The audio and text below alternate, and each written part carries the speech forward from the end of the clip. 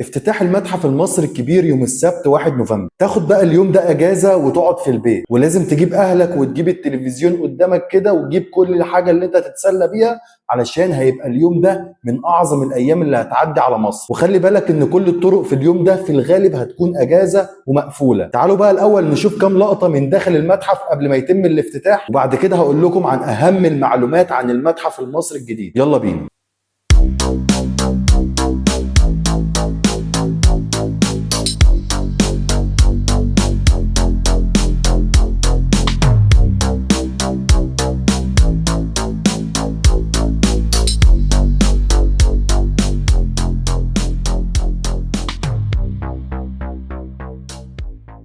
مساحة المتحف المصري 490 ألف متر مربع. تخيل إن المتحف ده بيتم تجهيزه أو بمعنى أصح بنائه بقالهم 17 سنة، وقبل ما يتم افتتاحه واخد 8 شهادات ايزو وواخد 5 جوائز عالمية. تخيل عزيزي المشاهد إن المتحف ده فيه 57 ألف قطعة أثرية، يعني أنت محتاج مش أقل من أسبوع بالظبط عشان تشوف كل التماثيل والأثريات اللي جواه. أنت متخيل يعني إيه 57 ألف قطعة أثرية؟ المتحف المصري عزيزي المشاهد هو أكبر متحف في العالم. أنا بقول لك الكلام ده مش بقوله لك كده وخلاص، لا بقوله لك عشان تعرف قيمة البلد اللي أنت عايش فيه. المتحف فيه 12 قاعة عرض رئيسية، وقاعة توت عنخ آمون لوحدها 7500 متر مربع، وفيها 5000 قطعة أثرية خاصة بالملك توت عنخ آمون بس. تعالوا بقى نتكلم شوية عن الافتتاح العظيم اللي هيتم يوم السبت يوم 1 نوفمبر. الافتتاح ده هيكون فيه كمية رؤساء وملوك مفيش بلد في العالم قدرت ان هم يجمعوهم مع بعض، وبالمناسبة طبعا الملك هو الله. الحكومة المصرية وصفت ان الاحتفالية اللي هتتم هي اكبر احتفالية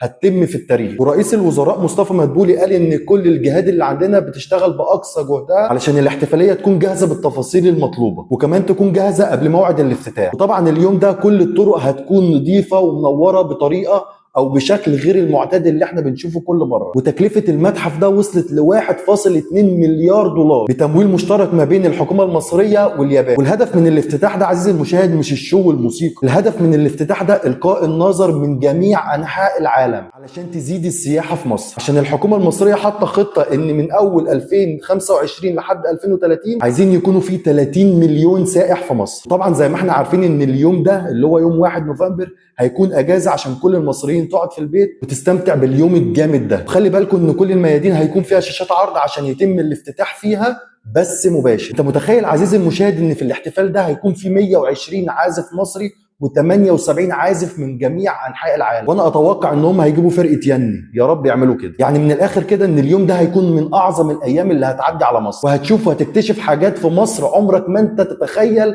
ان هي كانت موجوده في مصر. ان في اكتر من 400 قناه على التلفزيون طلبوا ان هم ينشروا الحدث ده، ومن ضمنهم كمان قنوات اجنبيه وكمان منصات كبيره جدا على الانترنت. الحفله دي عزيزي المشاهد مش حفله سهله او حفله هتشوفها مثلا وتنساها بعد شهر او سنه. الحفله دي هتفضل في دماغك لمده لا تقل عن 50 سنه، وده من العظمه والجمال اللي هيحصل فيها. قول لي بقى انت فخور ببلدك ولا لا؟ هل مستني اليوم ده ولا لا؟ لو وصلت لحد هنا من الفيديو يا ريت تعمل لايك واشتراك علشان هيكون في بث مباشر ان شاء الله من داخل الحفله يوم 1 نوفمبر على القناه دي. والحمد لله انا حجزت تذكرتي. وبالمناسبه لو عايز تحجز التذكره للمصري ب 200 جنيه وللطالب ب 100 جنيه على طول هتخش على المتحف المصري الكبير وهتلاقيهم بيوزعوا التذاكر على الموقع. بس كده وبكده وصلنا لنهايه الفيديو، كان معاكم هشام سعيد. سلام.